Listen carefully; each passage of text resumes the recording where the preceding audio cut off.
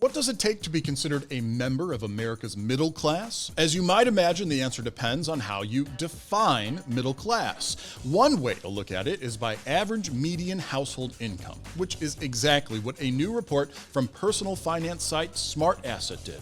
They took data from the U.S. Census Bureau and paired it with a Pew Research Center definition of, quote, middle income.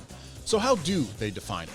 Well, take that household amount and multiply by 66% for the low end and 200% for the high end. Fall within that range, and you, my friend, are indeed middle class, at least on paper.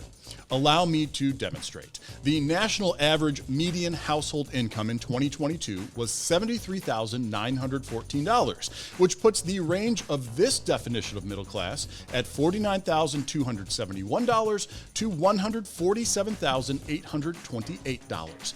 If you live in the San Francisco Bay Area, you likely just laughed out loud. That is because, as they can attest, their median average household income is the highest in the country, which brings us to the tricky bit of this math. Defining middle class largely depends on where you live.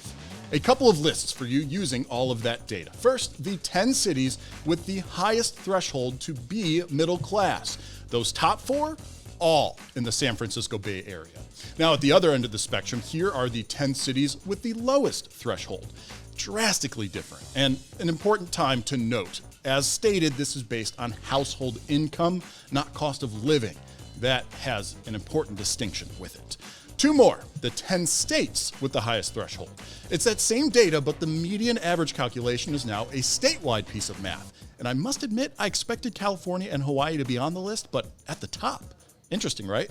And the flip side, the 10 states with the lowest threshold. Curious where your state or city ended up on the list? Check out our full story below for all the info.